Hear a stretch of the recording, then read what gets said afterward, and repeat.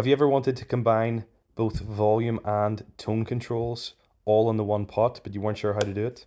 Well, I'm going to show you exactly how to do that now. And this is a really easy mod that you can do at home. So I'm going to keep this really simple. This is a push-pull potentiometer. It's what we're going to be using today. But first, let me explain exactly what this is. This is a regular potentiometer. And this is a mini toggle switch. Now just imagine combining the two of these together. And that's essentially what we have when we talk about a push-pull potentiometer. As you can see here, it still has the 3 lugs of your potentiometer with the 6 associated to the switch and an extra on top for the ground.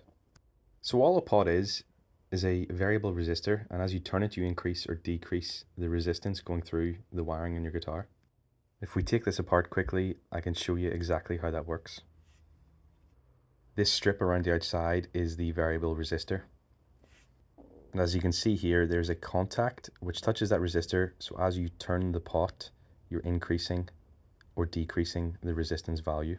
Now, I'm definitely not an expert in this subject, but that is the most simple way I can describe how a potentiometer works. But what are all those lugs on the push-pull pot? Well, first thing you need to know is that the two sides, left and right, work independently from each other. And this is a double push, double throw setup, but we don't need to get into that. The two middle lugs are called the common, and they are always on, but they're not connected to each other. When the pot is pushed down, these lugs are connected as you see here, and when it's pulled up, they're connected like you see here. And as we mentioned, that top lug is for the ground. And here's how we're going to wire it. I'm going to talk you through this step by step, but if you want to save the wiring diagram, here you are. It's also available on our website, giantguitars.co.uk. So the first thing I do is to ground this lug to the pot, and I'll do that with the wire for the output jack. Now this isn't a video on how to solder, but generally I will tin everything I can before I put any wires in. And tinning is essentially just adding a bit of solder to the bare connections.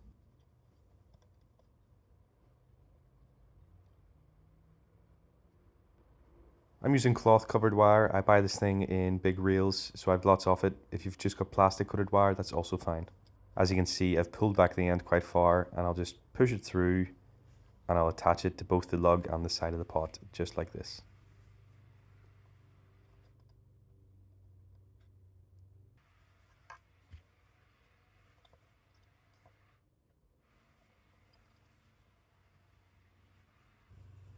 Next thing I'm going to do is connect the left lug on our pot to the top left on our switch. And for these small lugs, I find it easier to not tin them beforehand.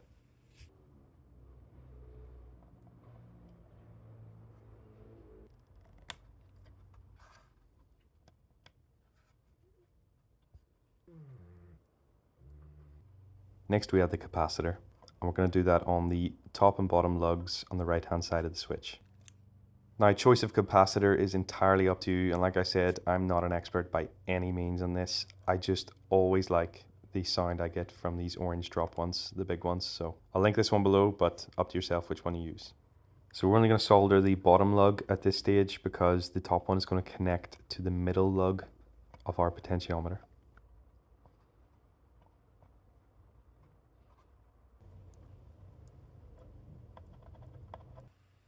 We're going to use another piece of wire to connect this top lug to the middle lug in our pot. This can be a bit finicky, as with everything on this, but I just like to find a way to jam it in so I can do it hands-free. And this is where the cloth covered wire is maybe a bit clunky for this finer kind of work, but it still does the job.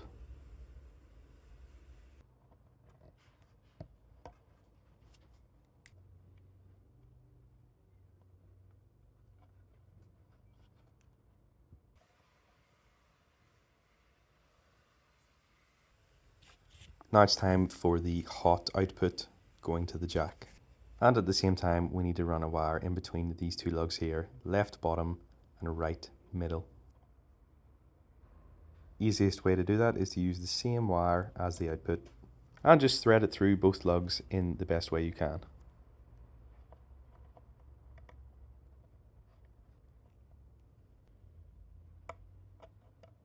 Just obviously make sure you're not touching any other lugs when you do this and when you solder it on.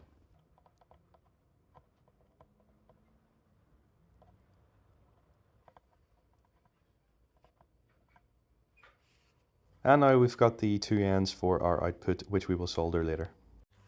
Time to move it across onto our pickguard and solder in the pickup. Let's quickly look at the wires on our pickup. Each manufacturer will color code them slightly different. Most of the time you'll find the red and white go together, with the black being the hot, and then the green and the bare are the grounds. On this one, the red is the hot. Now, I'm not going to get technical with this, but because we're only using this as a humbucker and we're not coil splitting, we're only going to use the red and we're going to ignore the black and the white. If you happen to be following this and your humbucker only has 2 wires, it just means it's not splittable. It still works for this setup, don't worry. If you have the original packaging and instructions for your pickup, make sure you check them. It'll tell you exactly what each wire is for. Going back to our wiring, we're going to attach the pickup ground. Now that goes in this top lug, and it is the green and bare wire soldered together. We'll then solder the hot wire, in this case the red, to that middle lug on the left side of the switch. The only thing left is to add the bridge ground to the top lug, and I still have that attached to the guitar. Now really this could go anywhere on that pot, I'm just putting it on the top lug because it's there.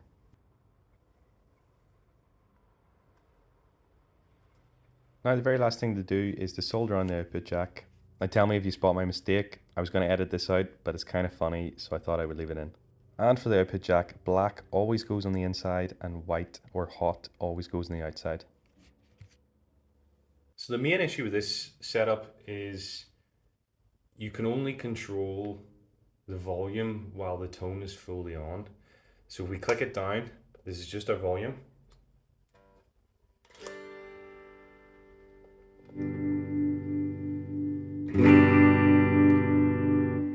And as you can hear, that's the tone dialed up to full. So we pull it up. Now we're adjusting tone and not volume. Tone dialed fully up and then turned off. So what that means is when your tone is off, you can't control your volume. So tone is off now. If we click it down, it turns it off. So, I mean, that's the biggest downside to this setup, but it's something I can live with. Maybe we can do it another way. I don't know. I have to sit down and think about it. This is the way I've done it for years now. It's the way I find easiest. There are different ways to get the same result, but I like doing it this way. To give you some idea of the sound comparison, so tones on.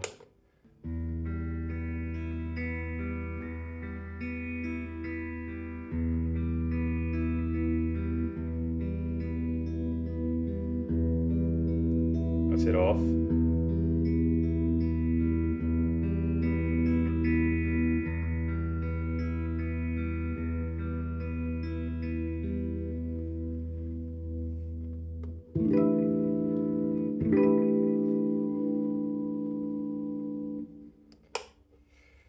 So yeah, there you go. If you want to see more wiring videos, you want to see similar things to this, other tips and tricks, maybe throwing in toggle switches, whatever, let me know.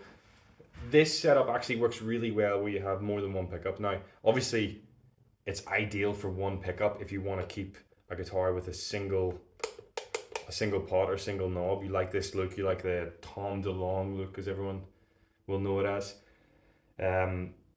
And if that's the style you're trying to keep, then this is perfect if you want to add in some tone. Just bear in mind, if you want to dial your tone off, then you can't adjust your volume, but I mean, just how often is that going to happen anyway?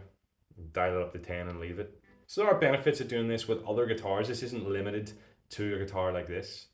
But yeah, thanks very much for watching. If you want to see more wiring things, give me a shout. This wasn't exactly a soldering lesson, but it was a bit of a wiring hack, mod, I don't know, whatever you want to call it. If you want to see more of that, whatever it was called, you let me know and I'll do some more. Throw some suggestions in the comments, and if I like them, I'll do them.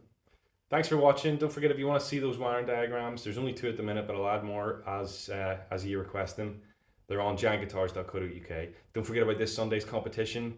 If you're watching that before Sunday, thank you very much. See you next time.